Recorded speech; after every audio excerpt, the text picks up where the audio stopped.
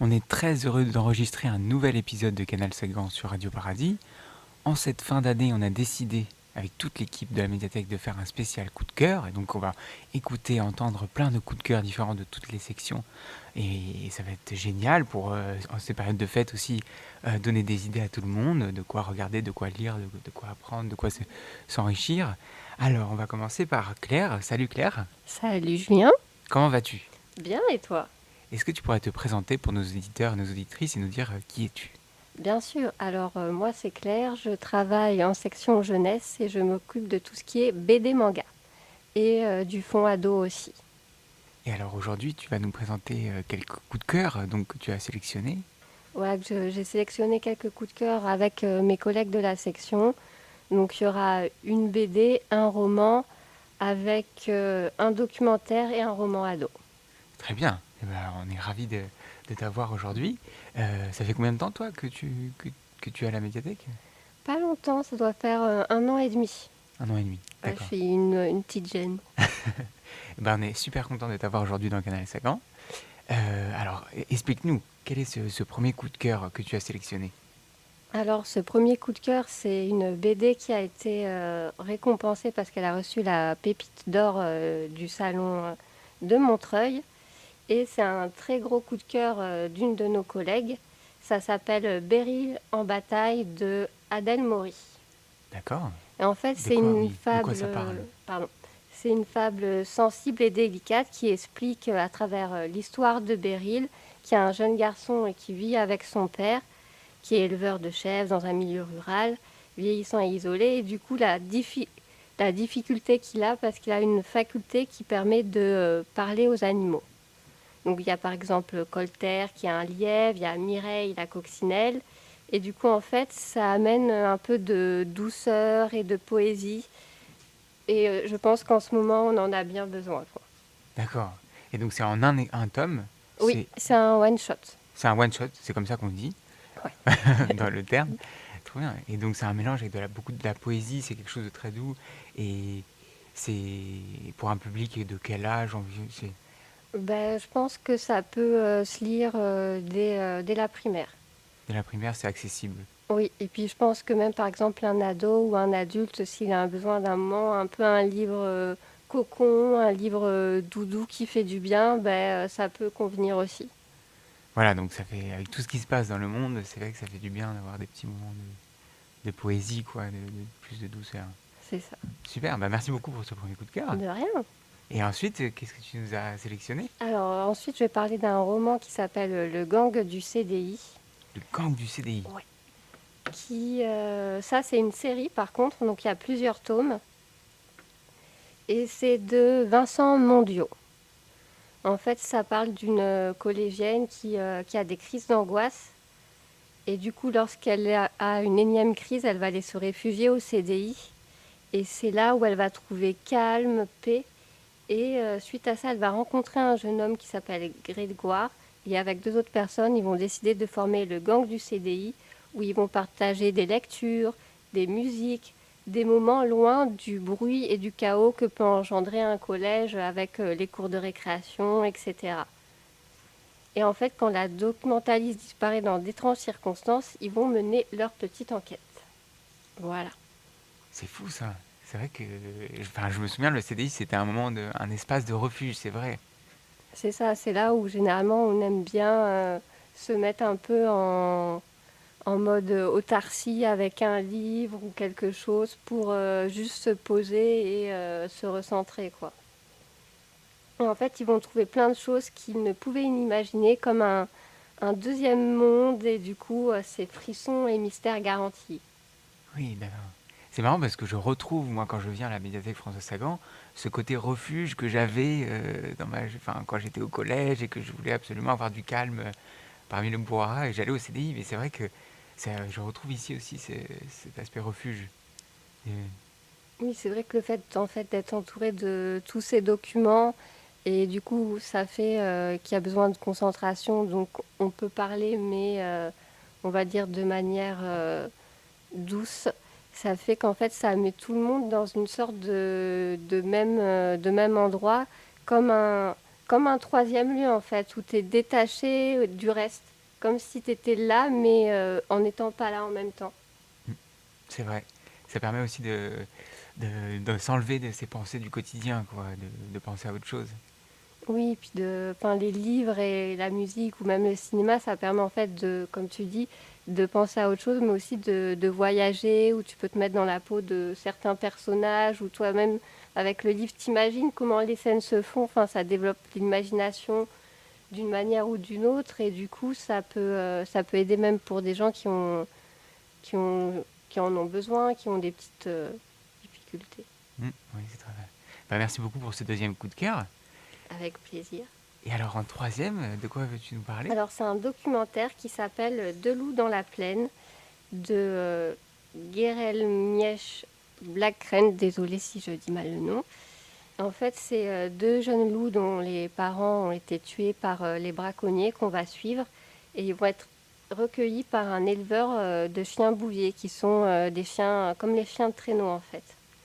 Et ce jeune homme va aider du coup à faire grandir les loups tout en étant objectif parce que ça reste des loups et donc des animaux sauvages. Donc il aura pour lui objectif qu'ils puissent être remis dans la nature et qu'ils puissent survivre en milieu sauvage, quoi. Parce que il faut pas qu'ils restent trop habitués à l'homme. Ça reste des animaux sauvages avec leurs instincts, etc.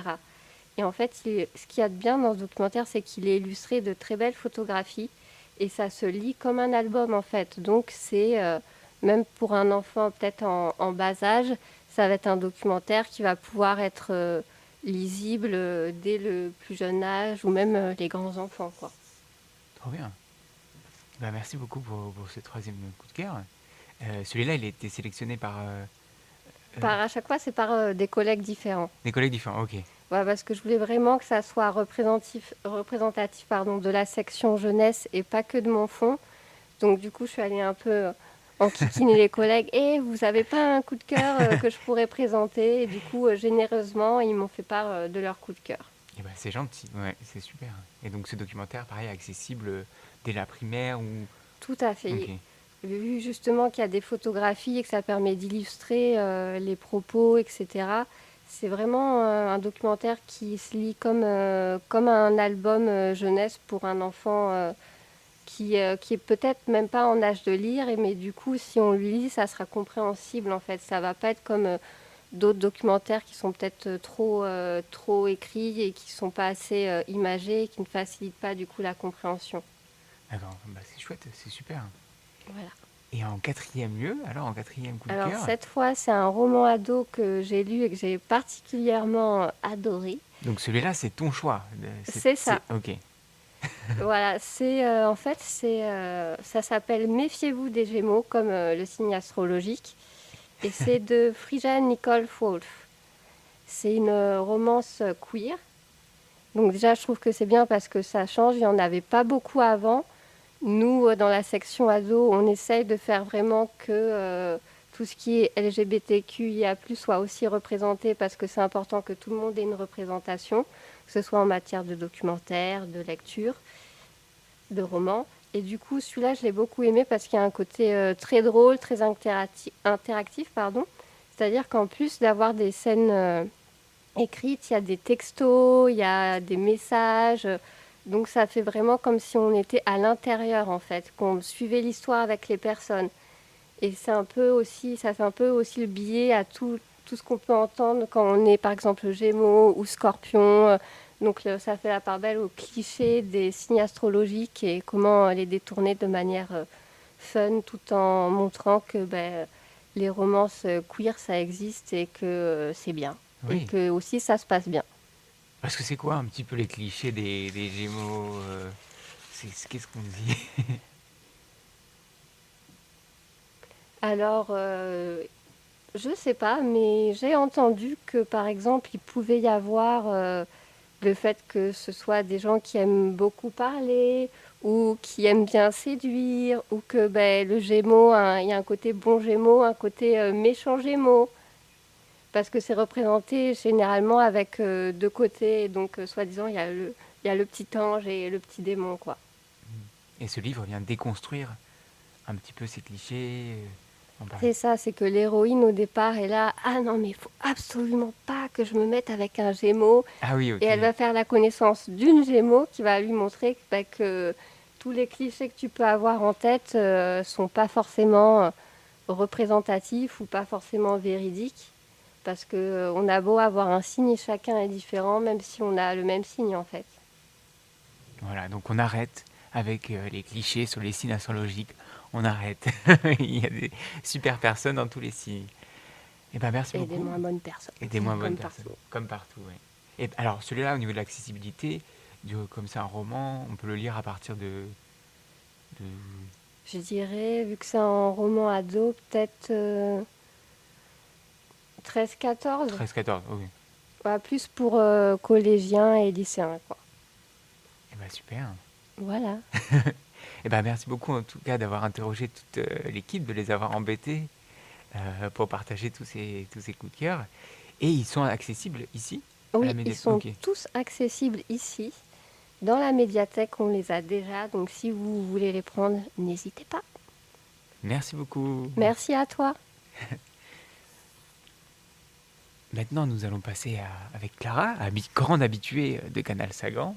Salut Clara. Bonjour. Et donc tu vas nous partager des coups de cœur ados, cette fois sur la section ado. Alors Pour faire moi le lien. je suis en effet aussi à la section ado, donc je vais en présenter un que j'ai beaucoup aimé, mais je vais aussi essayer de vous parler un peu de l'action culturelle. Ah oui. Parce que du coup, moi je travaille à la communication et à l'action culturelle. Donc je vais vous dire ce que j'ai lu pour préparer les animations de cette année et de l'année prochaine. En lecture ado, du coup, j'ai beaucoup aimé Sainte-Marie des haines infinies. C'est un roman assez court de Louise May. Il doit faire 150 pages et il se lit vraiment d'une traite. On suit les 3 derniers lundis d'une jeune collégienne qui va passer son brevet. C'est vraiment ses dernières journées dans le collège, un collège privé très huppé, où elle a vécu l'enfer. Elle s'est fait harceler, c'est vraiment assez bien raconté. Et elle a décidé de se venger. Et elle va partir dans une espèce d'énorme explosion où tout le monde va en prendre pour son compte. Et ce qui est vraiment très chouette, en plus de la très belle représentation de ce que c'est d'être harcelé quand on est au collège, c'est l'écriture. Ça se lit vraiment d'un seul souffle. En fait, on est dans la tête de cette jeune fille qui a un monologue intérieur qui nous happe. Moi, je l'ai lu en une seule fois. Et j'ai fait l'expérience de le lire à nos collégiens. On a un club de lecture au collège. Super. Où j'ai lu le premier chapitre. Et c'est vrai qu'ils ont pas mal apprécié cette écriture qui est très très lisible. Hein. C'est rien de pompeux, de style juste pour faire du style. C'est accessible. C'est accessible Ok. et ça nous happe. C'est vraiment très très chouette. Eh ben merci beaucoup pour ce premier coup de cœur. Disponible aussi ici, on peut l'emprunter. Actuellement, il est Ok. emprunté par Ah, les collégiens, mais ouais. n'hésitez pas à le réserver.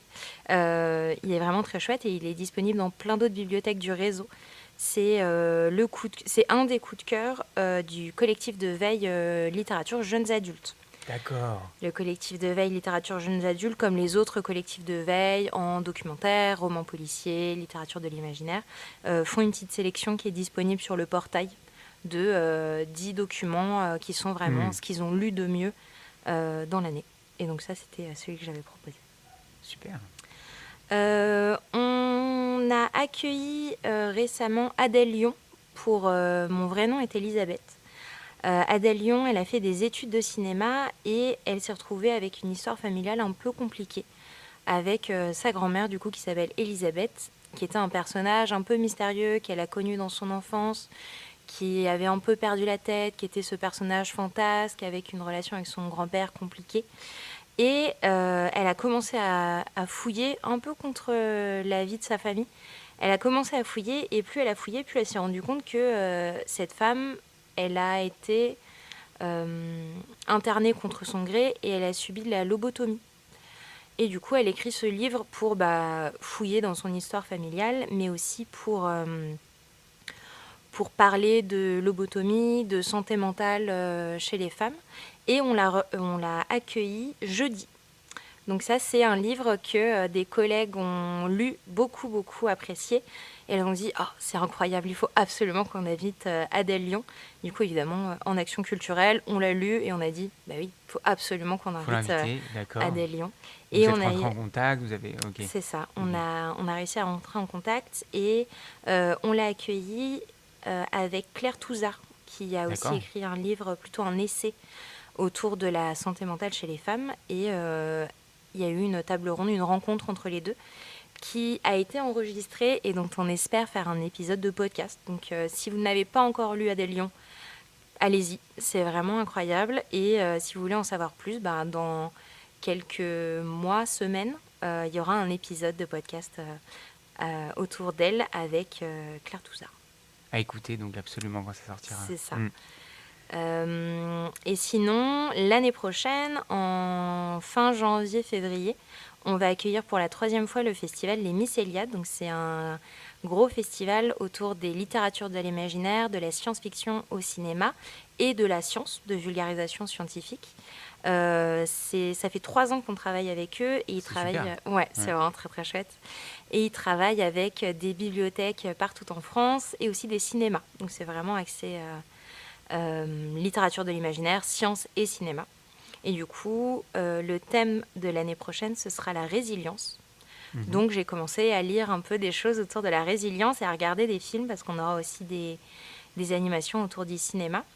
Ce qui est très chouette en bibliothèque, contrairement aux librairies par exemple, c'est qu'on n'est pas obligé de suivre l'actualité, de ne lire que les dernières sorties.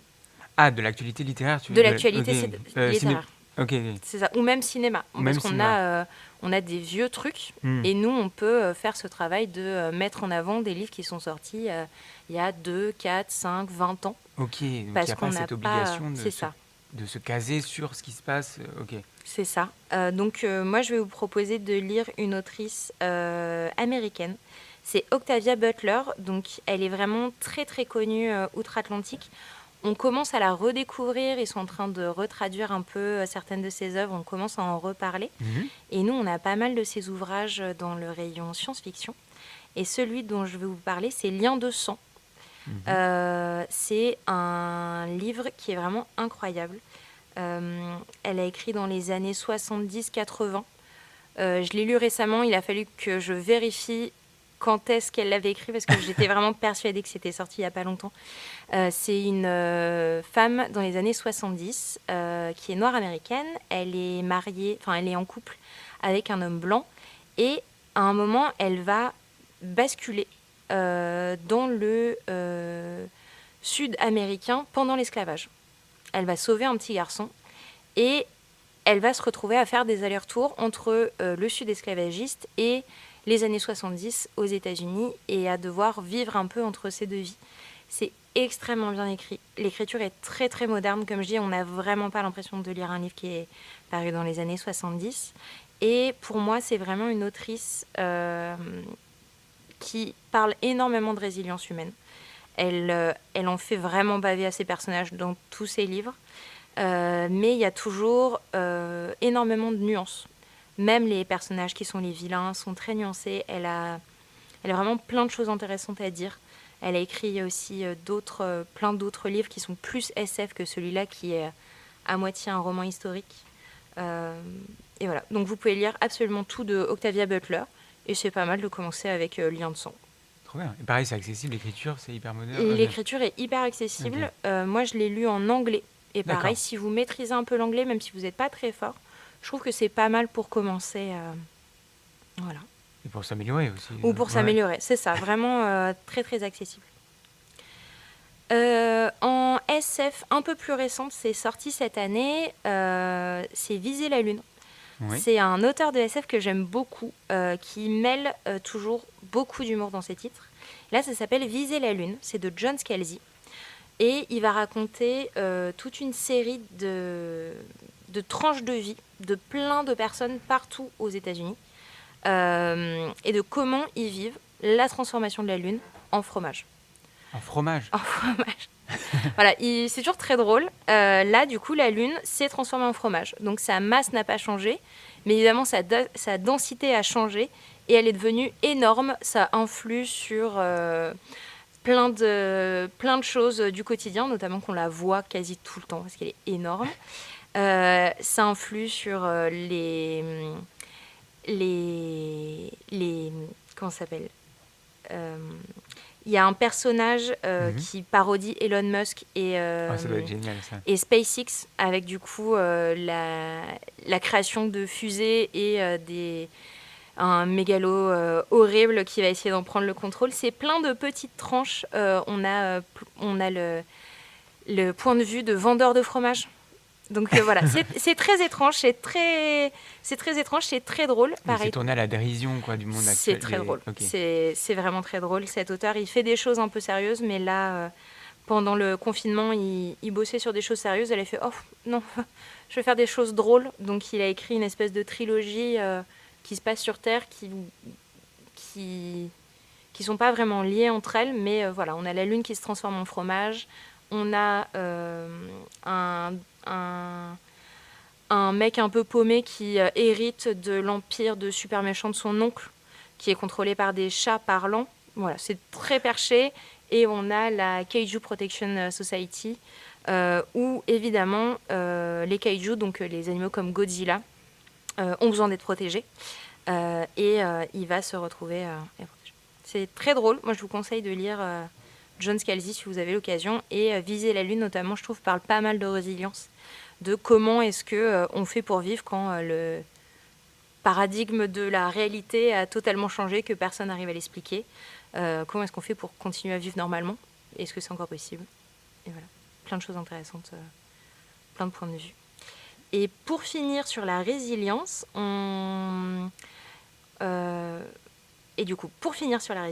je voulais aussi conseiller un film qui est sorti l'année dernière, l'année d'avant, donc il est encore un peu récent, c'est Flow. Vous aviez peut-être vu, c'est un film d'animation qui a été créé avec un logiciel libre qui n'a pas de parole. Il n'y a aucun dialogue. Et c'est sur un petit chat qui va devoir survivre à la montée des eaux. Et évidemment, il va rencontrer un héron, un capybara, etc. On pourrait croire que c'est pour enfants, mais il est vraiment très beau. Genre, il y a un vrai parti pris graphique. Il y a une histoire toute douce. C'était fait par des studios français, non? Ou je sais. Européen, mais pas français. Pas français. Pas français, européen. Mais il y a eu des prix, par contre. Il y a eu pas mal de prix. Mais voilà. Vu passer, si vous n'avez pas eu l'occasion de le voir, on l'a en DVD à la médiathèque. Vous pouvez l'emprunter ou le regarder sur place. Génial. Merci beaucoup pour toutes ces sélections autour de la résilience. Voilà. Et donc, il faudra venir à l'événement. Il faudra venir au festival. Ouais, il y aura plusieurs événements. Je vous laisse retrouver toute la programmation sur l'infolette, le programme, les réseaux sociaux, comme d'habitude. Comme d'habitude. Merci beaucoup, Clara. Avec plaisir. Merci. Et on accueille maintenant Elisabeth. Bonjour. Qui s'installe tranquillement. Elisabeth, aussi grande habituée des Canal Sagan. C'est vrai. Comment vas-tu? Ça va très bien, et toi? Ça va super. Merci beaucoup de prendre le temps pour nous partager les coups de cœur, cette fois adultes. Mais avec plaisir. Et de l'équipe aussi, que toi aussi tu allais voir pour leur demander. Tout à fait. J'ai fait ce petit travail de demander à l'équipe un peu de sélectionner des coups de cœur. Donc la section adulte à la bibliothèque, c'est une grosse partie des collections. Ça veut dire la fiction, c'est-à-dire les romans, les romans entre guillemets classiques, les romans de science-fiction, les romans policiers, la fantaisie, tout ça. Ça veut dire aussi les documentaires. Ça, c'est une grosse partie aussi de nos fonds. Et puis, ça veut dire la bande dessinée, qui fait aussi partie de la fiction. Donc, c'est ça, en fait, que ça regroupe la section adulte. Donc, c'est un exercice qui n'est pas évident de trouver des coups de cœur parce que notre fonds est très large. Mais on a choisi, là, pour cette fois-ci, de vous présenter un documentaire, une bande dessinée et un roman. Hors roman, science-fiction... Et t'as fait quoi, SF et fantasy? Ouais, j'ai fait SF et un peu plus de SF. Voilà. SF et on n'achète pas non plus les romans et les documentaires ados. C'est pas nous qui nous en occupons, c'est des autres collègues de la bibliothèque qui s'occupent de faire ça. Donc, par quoi tu veux que je commence, Julien? On peut commencer par la bande dessinée. Par la bande dessinée. Oui. Donc, c'est Claire Marie qui nous a fait la sélection de la bande dessinée qui s'appelle « Tant pis pour l'amour ». Tant pis pour l'amour. Voilà, D'accord. c'est une BD qui est parue assez récemment, je pense qu'elle a moins de 2 ans, je pense. Et c'est une auteure qui raconte son coup de foudre avec Marcus. Voilà, donc au départ, l'histoire se déroule très bien. Ils sont tout feu, tout flamme. Et elle s'aperçoit rapidement qu'en fait, elle est tombée dans une relation de manipulation avec ce qu'on appelle maintenant un pervers narcissique. Mhm. Enfin, souvent, c'est quand même nommé. Donc elle fait un truc qui est assez comique, c'est que, enfin c'est un ressort comique, c'est qu'elle a un petit personnage qui est une espèce de petite peluche qui est un peu sa conscience et qui l'alerte quand même un peu sur les comportements de Marcus, mais elle rentre malgré elle dans un rapport avec Marcus qui est malsain en fait. Finalement, elle s'en aperçoit au fil du temps. Ouais, spirale toxique. Voilà, c'est une spirale qui est vraiment toxique. Et en fait, c'est un témoignage sur la toxicité du couple et comment c'est assez simple de dire mais pourquoi il n'est pas parti. Pourquoi c'est assez simple de faire ça alors qu'en fait c'est beaucoup plus complexe. Et elle le montre en fait dans la relation. Il peut être très sympa, très gentil avec elle, et puis d'un coup la fliquer, lui demander pourquoi elle a mis cette robe, pourquoi elle parle à telle personne, pourquoi elle va voir sa mère plutôt que de rester avec lui. Enfin voilà. Et ça devient un peu, c'est oppressant. Il l'écrase de reproches. Et en fait elle s'aperçoit qu'en fait sa détresse elle est provoquée par son impossibilité à fuir en fait à cause de l'emprise qu'il exerce sur elle de plein de manières différentes. Et ça c'est traité en BD avec ce petit ressort comique aussi qui est cette petite peluche qui est en fait un peu son âme d'enfant qui lui dit mais enfin là c'est pas normal quoi. Et donc elle a de temps en temps ce petit truc c'est pas normal parce que franchement je pense on s'est tous et toutes dit dans un rapport qui n'était pas sain quoi. Et voilà, elle est. En fait, au fur et à mesure, elle finit par comprendre qu'elle y est pour rien, quoi. Et que c'est assez rare d'avoir des témoignages comme ça de femmes qui reviennent sur une histoire qui a été traumatique, hein, en vérité, puisque ce qu'elle raconte là, c'est quelque chose qui a été traumatisant pour elle. Et elle essaye aussi je pense, hein, par ce témoignage-là, cette BD, un peu de déculpabiliser les femmes en disant, en fait, c'est des ressorts dont vous ne pouvez quasiment pas vous sortir sans aide et parfois c'est long et c'est pas de votre faute quoi. Donc voilà, c'est le coup de cœur de Claire-Marie en bande dessinée. Il est bien sûr, comme tous les coups de cœur dont on parle, accessible à la bibliothèque et Génial. plus largement Génial. sur le réseau des bibliothèques de la ville de Paris. Très bien. Donc le réflexe qu'il faut avoir quand même quand on parle de bouquins, c'est d'aller voir tout de suite s'il est dispo sur le réseau et dans quelle bibliothèque. Avant de venir Avant pour de vérifier venir, ou- voilà. Je pense que c'est d'accord. important de dire que le portail c'est super, qu'il y a plein d'informations. Il y a l'information sur le compte, mais il y a aussi plein d'informations sur les nouveautés. On fait des coups de cœur aussi, tu sais, sur le réseau, en fait, de façon plus globale. Là, on présente les coups de cœur de la bibliothèque, mais il y a des coups de cœur réseau aussi. Et donc, le portail, c'est un outil sympa pour les gens, quoi. On Oui, essaye oui. que ce soit vivant, tu vois, on met des trucs Que ce un soit peu facile. Voilà. Ok. facile d'accès. Il y a de la littérature, il y a de la musique, il y a plein de choses, quoi. Et c'est en un tome aussi, c'est un one shot. Ouais, c'est un Ok, one-shot. Très bien. Tout à fait, ouais. Et ça, c'est sympa aussi, parce que parfois, on a du mal à se plonger en BD dans une série, parce qu'on ne sait pas trop comment on va se terminer. Et oui, et on fait un truc qui est sympa. Nous, on signale sur, par exemple, tu as une série, tu as le début de la série, tu te dis, ah tiens, je vais prendre les 3 premiers tomes. Tu sais pas combien il y en a. Et maintenant, sur les intercalaires, ils mettent série finie. Ils mettent, par exemple, 4 tomes, série terminée. Et Ah, ça, c'est génial, tu ça. vois, ça Ok. te permet, ça donne Pour se lancer, voilà. on sait que bon bah. C'est un indicateur, quoi. Mm. Tu sais que si c'est 12 tomes, bon, bah, t'as peut-être pas envie. Par contre, c'est 4 tomes, allez, vas-y, je le prends. Et je commence, et puis je réserve les 3 autres. J'en sais rien, moi. Tu vois, mais voilà, ça permet d'avoir une petite... On essaye de faciliter la vie des lecteurs et qu'ils soient autonomes. Non, mais c'est vrai. Trouver le juste équilibre voilà, entre c'est ça. l'autonomie et. nous, ok, on est là, je comprends. voilà, mais c'est bien voilà, s'ils sont autonomes aussi dans leur pratique, nous, on trouve ça super. Alors, voilà pour les BD. Moi, je vais te présenter un documentaire. Moi, je m'occupe de la section, je parlais en jargon bibliothécaire, j'adore. Je m'occupe des 300. Alors, il faut nous Ah ouais, expliquer. alors, les 300, qu'est-ce que c'est? Donc, en fait, on a une classification décimale. C'est une classification internationale qui a été choisie par M. Dewey, qui a été fabriquée par M. Dewey, qui s'appelle la classification Dewey et qui classe intellectuellement, avec des chiffres, tous les domaines intellectuels. Voilà. Et les 300, c'est les sciences sociales. de D'accord. façon large, Mm. tu vois. Donc les sciences sociales, c'est effectivement l'anthropologie, les sciences sociales pures, mais les sciences politiques, l'économie, jusqu'au droit et la criminalité, etc. Tu vois. Donc c'est assez large. Donc moi j'ai choisi aujourd'hui de vous parler d'un livre, d'un documentaire qui s'appelle Petit éloge de la Sécu. Voilà. Petit éloge de la Sécu. De la Sécu. D'accord. Donc c'est un livre, la couverture c'est une carte vitale. Voilà.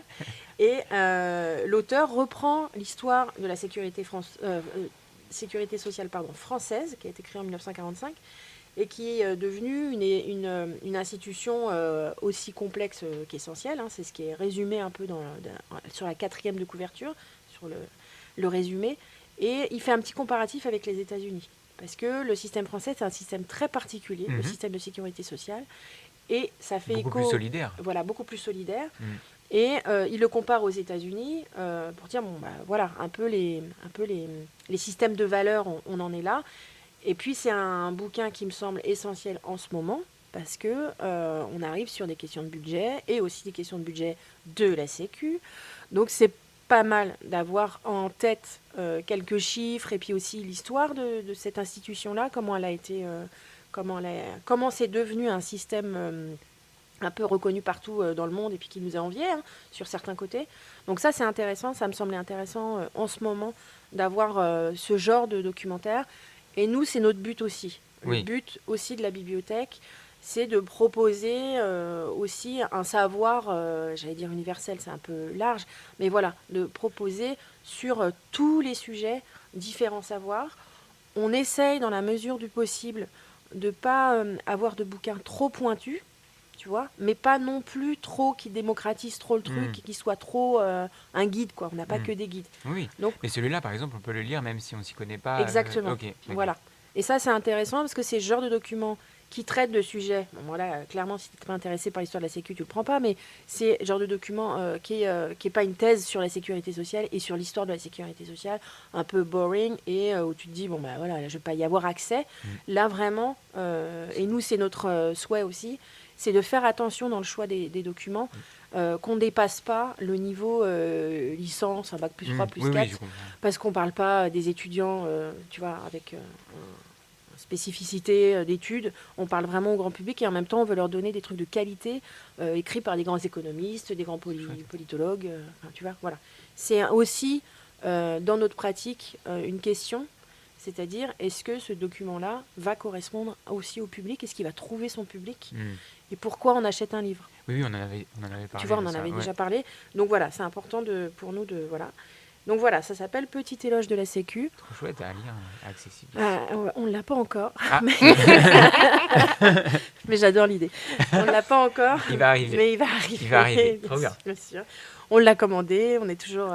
En fait, nous, c'est Noël un peu régulièrement, puisqu'on commande les livres, puis on les reçoit, on est tout content, on les donne aux lecteurs, on est content, quoi.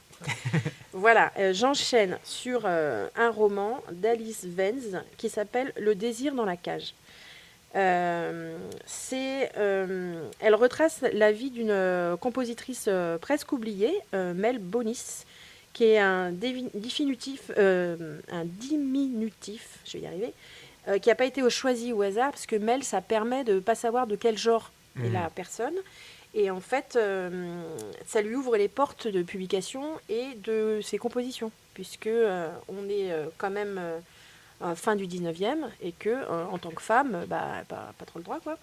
Et donc, il y a une Mel, la compositrice passionnée, et il y a Mélanie, la femme au foyer. En fait, elle utilise le tu, ce qui est assez rare dans ce genre de roman. Elle utilise le tu, et en fait, elle est là, elle parle de ce désir dans la cage. La cage, c'est le foyer, en fait. Et puis, c'est aussi la société, c'est-à-dire des choses auxquelles elle n'a pas accès, puisque à cause de son genre. C'est faire de la musique, quoi. Et c'est un désir auquel elle ne peut pas prétendre en cette fin du 19e siècle, étant femme. Et donc, elle choisit de le contourner, quoi. Et donc, ce roman, c'est ça. C'est un premier roman. Et c'est écrit par l'autrice Alice Venz, qui est elle-même musicienne. Et ça, c'est sympa aussi de savoir un peu qu'elle écrit en sachant... Clara, tu voulais me dire un truc? Qu'elle écrit. Voilà, elle sait de quoi elle parle. Elle a un peu étudié l'histoire de la musique. C'est un personnage à la fois de fiction et sans doute à la fois quelqu'un qui aurait pu exister. Je ne sais pas si elle existait vraiment d'ailleurs, mais qui aurait pu exister parce qu'on était dans cet état de fait là. C'est que les compositrices au 19e, elles n'avaient pas, même les autrices, d'ailleurs on peut aller plus loin, c'est la question de la place de la femme dans l'art, comme dans plein d'autres lieux de la société. C'est cette question-là qui est soulevée. Et c'est un premier roman. On ne prend pas souvent de premiers romans. Il y a des bibliothèques qui sont un peu spécialisées dans les premiers romans, qui aiment bien ça. Mais nous, voilà, on laisse la chance de temps en temps au premier roman quand ça nous semble un truc un peu sympa. Et là, on le pousse. Celui-là, il est formidable. Voilà, on le pousse, on met un coup de cœur parce qu'on trouve vraiment que c'est chouette, quoi. C'est chouette à lire et puis le sujet est sympa, quoi. Eh ben, Voilà. Merci beaucoup pour ces merveilleux coups de Je cœur. t'en prie. Un grand merci. Avec plaisir, merci Qu'on va Julien. retrouver ici très prochainement ou tout de suite déjà. Merci beaucoup. Et alors, on va accueillir petit à petit Thomas qui s'installe pour nous parler de cinéma, de la section cinéma. Et pareil, des coups de cœur, des films à voir et qui sont disponibles ici en DVD, parce qu'il y a plein de choses à la médiathèque qu'on peut écouter, lire, des nouveautés et tout plein de choses. Salut Thomas. Salut. Et comment vas-tu ? Ben, très bien. Alors, tu arrives aujourd'hui avec des coups de cœur cinéma. Oui, absolument. Pas que Cinéma les tiens, encore une fois, tu vas aller cinéma voir tes collègues aussi. et séries. Cinéma et séries. Alors, au sein de la section, on en a un petit peu parlé aussi, comme mes collègues qui sont intervenus précédemment. On s'est mis d'accord sur un film qui est sorti cette année, qui s'appelle Partir un jour. Partir un jour. C'est un film qui a été montré à Cannes notamment cette année, et qui est sorti dans la foulée, il me semble, donc au printemps, et qui suit l'histoire d'un personnage dont j'ai oublié le prénom, ça commence bien, qui Ça raconte, revient oui. dans sa ville d'origine, et qui retrouve des gens qu'elle a connus avant qu'elle s'en aille à Paris, et qui retrouve notamment ses parents, retrouve des gens qu'elle a côtoyés au lycée à l'époque. Et c'est un film qui est assez intéressant, qui met en avant les chemins détournés que la vie aurait pu prendre. Qu'est-ce qui se serait passé si si j'étais pas parti? Qu'est-ce On qui se se pose serait tout le passé temps ce genre de questions. Oui, hein. oui, oui. Qu'est-ce qui se serait passé avec tel personnage si j'étais resté? Est-ce que tel chemin que j'ai pris dans ma vie, est-ce que j'ai pris le meilleur embranchement? Est-ce que d'autres chemins auraient pas pu être un peu plus profitables? Et c'est aussi une comédie musicale qui, donc Partir un jour, ça reprend évidemment la célèbre chanson des To Be Free, qui est présente dans le film. Et il y a pas mal de chansons populaires françaises qui sont dans ce film-là, qui sont chantées. Il y a notamment une super scène à la patinoire sur Donne-moi ton cœur, baby, qui est vraiment un peu le point culminant du film. Et voilà, c'est vraiment un film assez intéressant pour ces aspects-là. Eh ben merci, super. Allez voir, et du coup il est disponible aussi à Il est dispo à la Ok. médiathèque, ouais, tout à fait. On peut l'emprunter. On peut l'emprunter, absolument. Ensuite, je vais changer totalement de registre, puisque je vais vous parler de 28 ans plus tard, qui est un film science-fiction SF cette fois, d'accord. SF horreur, qui est sorti pareil cette année, et qui est la suite de 28 jours et 28 semaines plus tard, qui était sorti eux dans les années 2000. Et c'est un projet qui a mis du temps à se concrétiser, puisque à la base était prévu de faire un 28 mois plus tard. Et finalement, c'est devenu 28 ans plus tard, vu la durée du film qui arrive presque 28 ans après les premiers dans la vraie vie. Et en gros, pour faire un rappel rapide de l'histoire, dans les premiers films, il y a un virus qui se répand aux États-Unis, qu'on appelle le virus de la rage, je crois, ou de la fureur, je sais plus, quelque chose comme ça, et qui contamine les gens par le sang. Donc dès que tu es en contact avec une personne contaminée, tu peux être sûr que dans la minute, tu es contaminé toi aussi, et tu deviens infecté zombie. Choisissez le mot que vous préférez pour continuer à propager le virus, quoi. Et du coup, dans cette suite, on suit un enfant et son père qui vivent reclus sur une île en Angleterre, parce que du coup, le virus s'est répandu en Angleterre et au Royaume-Uni, qui est totalement isolé du monde. Reste du monde dans lequel le virus ne s'est pas transmis. Et c'est un film qui est hyper intéressant, je trouve, parce qu'il est vraiment scindé en deux parties. Première partie, ça va être la partie rite de passage pour le gamin qui sort avec son père, c'est-à-dire on va se confronter pour lui pour la première fois au monde extérieur, aux infectés, etc. Et c'est la partie qui est aussi la plus expérimentale en termes de réalisation, Il y a vraiment des trucs que je pense qu'on n'a jamais vus auparavant sur vraiment la façon de changer d'angle de caméra subitement sur certains moments très précis qui secouent un peu, qui sont vraiment assez impressionnants et hyper bien foutus quand tu vois comment c'est fait. C'est innovant aussi donc dans Ouais, la ouais, façon c'est de... assez innovant, surtout en termes de réalisation, Mm. vraiment, où tu vois qu'en fait, ils avaient une espèce de. Les cadreurs, ils tenaient une espèce de support sur lesquels ils avaient une quinzaine d'iPhone qui étaient orientés chacun dans un angle différent. Et du coup, bah, tu commences, dans ton montage, tu commences sur la prise de celui qui est tout à droite et tu finis sur celui qui est au milieu en passant par celui qui est à l'extrême gauche. Vraiment, c'est assez impressionnant, presque déroutant au début, après tu finis par te faire à l'effet. Et la deuxième partie, elle est plus attendue, peut-être narrativement sur certains ressorts, mais alors elle déjoue quand même pas mal d'attentes au sens où le climax du film, donc normalement ce qui est le point culminant d'un film, là est au milieu. Il est à la fin de la première partie, il y a une course-poursuite qui se joue à la fin de la première partie quand ils essaient de retourner sur le rail. Il y a des visuels à ce moment-là qui sont complètement fous, notamment sur un pont sur l'eau avec le ciel, les étoiles, c'est absolument magnifique. Et la deuxième partie, donc le gamin ressort cette fois-ci avec sa mère, parce qu'elle souffre d'une maladie qui n'est pas identifiée en tout cas par les gens qui vivent dans leur petite communauté. Et il a entendu parler d'un docteur, et du coup il essaie de sortir avec elle pour aller trouver le docteur, pour trouver un remède à sa mère. Et vraiment... deux parties assez différentes mais hyper complémentaires. La première, comme je disais, hyper expérimentale dans sa réalisation. La deuxième, beaucoup plus tournée vers ce que ça fait pour un enfant de se confronter à l'âge adulte, de se confronter à la maladie, à la mort et à bien d'autres trucs que vous découvrirez dans ce film qui est aussi dispo, comme le reste, dans les collections de la médiathèque. Un super coup de cœur à venir emprunter. Et donc c'est le troisième film d'une série, mais c'est aussi le premier film d'une nouvelle trilogie, puisque la deuxième partie, 28 ans plus tard, Le Temple des Morts, sort au cinéma en janvier. Super. Donc la suite arrive très bientôt. Merci beaucoup. Voilà. Il y a un autre film dont j'avais envie de vous parler. C'est un film brésilien qui est sorti en début d'année en France, au mois de janvier, qui s'appelle Je suis toujours là. C'est un film qui se déroule au Brésil dans les années 70 pendant la dictature militaire. C'est une famille avec le père, la mère et leurs 2 ou 3 enfants, je ne sais plus. Et du jour au lendemain, le père va disparaître. Et alors, il va être surtout enlevé, emprisonné par la dictature militaire. Je crois que j'ai vu, ça se déroule à Rio, c'est ça? Oui, une maison à Rio. Oui, je vois très bien. Et du coup, la mère va elle aussi être incarcérée parce qu'elle va être en quête de réponse.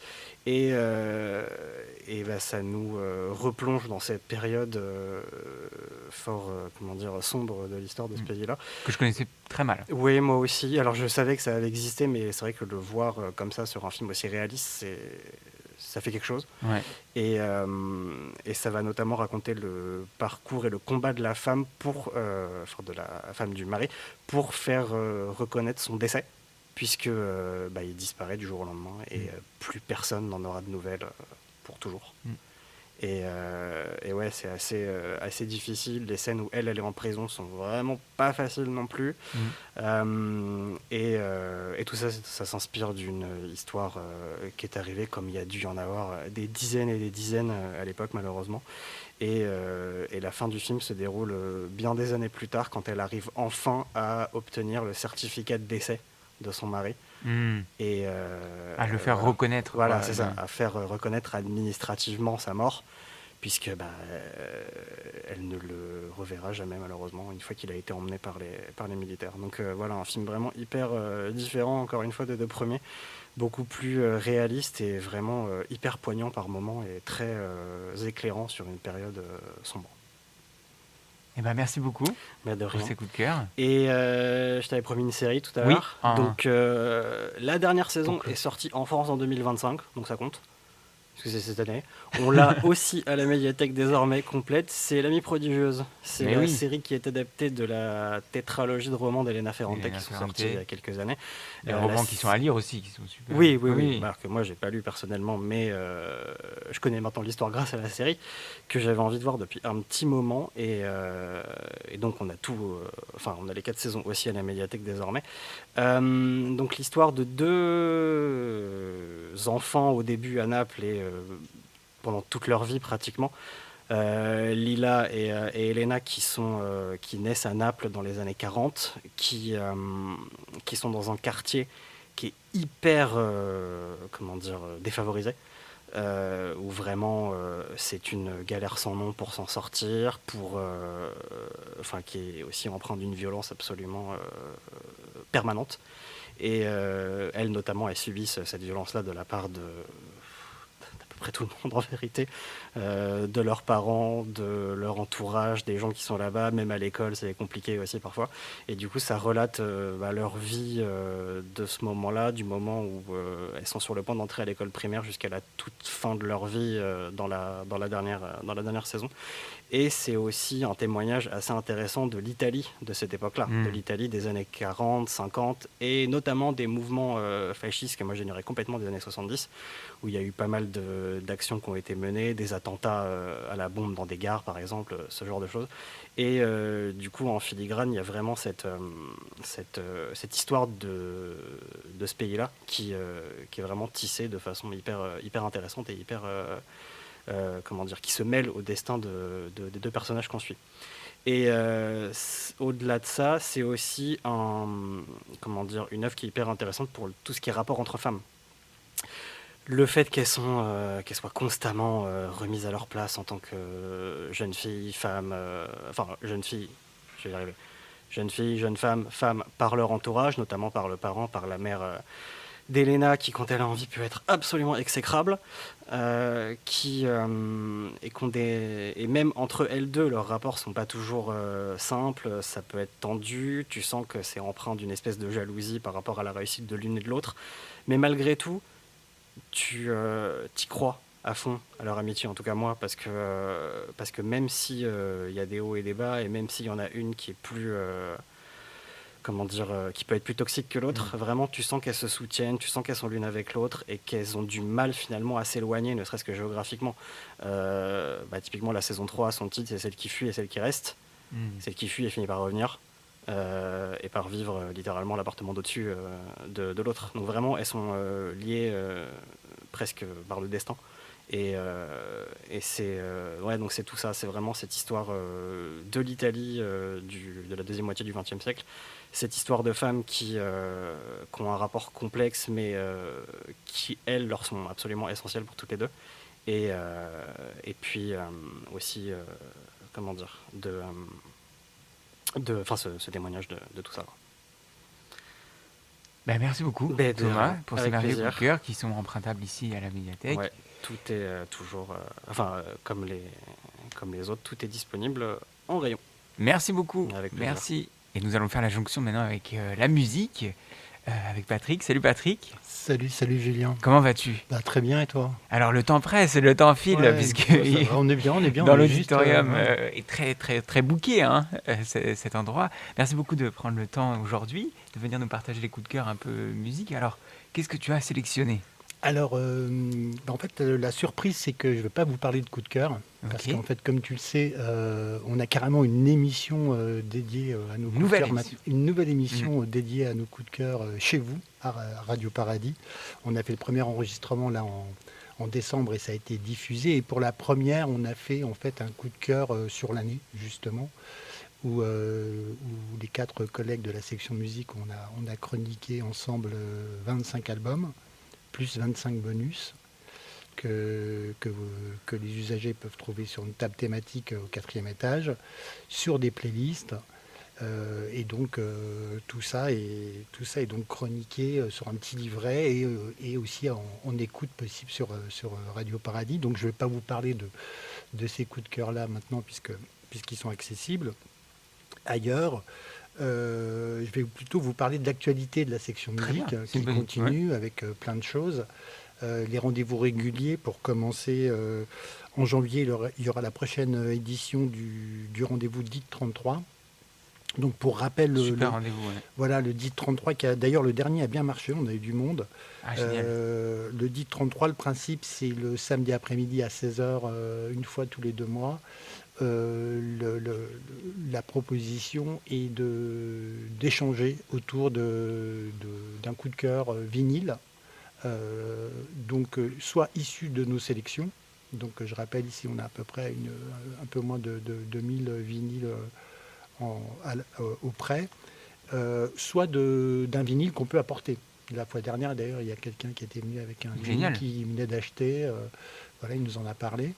Donc on en parle, on écoute, c'est un moment convivial, c'est au 4e étage, en mode salon, c'est sympa. Donc ça, c'est, que je ne vous dise pas de bêtises, le 17 janvier prochain à 16h. Et puis l'autre rendez-vous qui donc alterne avec le DIC 33, c'est l'écoute musicale. Et la prochaine aura lieu donc le 7 février, ici même dans l'auditorium. Et elle collera à la thématique. Ici, on a une thématique qui est renouvelée tous les 2-3 mois en salle d'actualité, où chaque section participe pour mettre des documents en lien avec cette thématique. Donc là, la prochaine thématique sera sur le thème sauvage. Et donc, Angélique a sélectionné un album de Midori Takada. Voilà. Ok. Je ne vous dis pas lequel. Et ça sera annoncé d'ici là. Surprise. Voilà. Donc ça, c'est pour l'actualité, les choses à venir. Je regarde si j'ai rien oublié. Et puis, si une petite nouveauté quand même, c'est que justement, les podcasts de la médiathèque sont maintenant dans notre fonctionnement interne officiellement reliés à la section musique. Donc finalement, ça fait un peu partie Génial. des activités. La section musique et cinéma, pour être exact. Et cinéma, merci Thomas de rectifier. C'est super ça. Donc voilà, D'ailleurs, on est tous les deux co-responsables des podcasts. Voilà. Thomas Et notamment moi. de cette émission. Trop bien. Voilà, donc tout ça s'étoffe avec le temps, se structure. Ah oui, non, c'est chouette. Voilà. Je n'étais même pas au courant que ça avait changé. Oui, ça. c'est assez récent. C'est assez récent, oui. Et donc, et ce qui est génial, c'est que... Vous êtes content quand même de ce changement? Ah bon, on est super content parce oui, qu'en content, plus, on a gagné en visibilité. Ça c'est bien. Avec l'aide du réseau des bibliothèques. Puis les podcasts depuis peu, en tout cas Panthère Cosmique, celui-là pas encore, mais sont sur les plateformes, donc Spotify, Deezer et compagnie. Voilà. Donc ça a donné un bon boost de visibilité et d'écoute ces derniers temps. Ouais.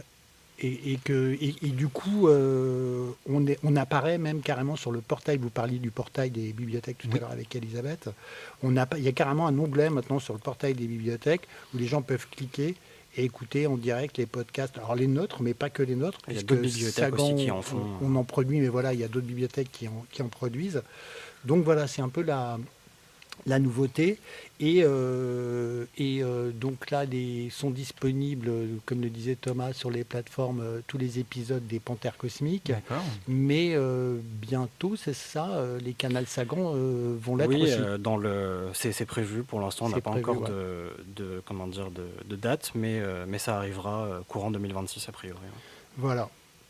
Pour l'actu et voilà. Et j'avais quand même choisi un petit coup de cœur pour finir comme on le fait habituellement, finir l'émission par un morceau. Vu que tu vas mettre de la musique, est-ce que je peux te couper l'herbe sous le pied parce que j'ai un dernier coup de cœur moi aussi. Vas-y. Figure-toi que hier, vendredi 12 décembre, et je vais la répéter parce que cette date elle nous a hanté pendant des semaines, nous avons lancé à Sagan le prêt de jeux vidéo avec Claire qui est encore là et avec d'autres collègues qui ont travaillé dessus d'arrache-pied notamment. Pourquoi tout le monde rigole là, ces dernières semaines? Ça a été un très très gros travail, on en a cauchemardé ces derniers jours, mais ça y est, c'est lancé.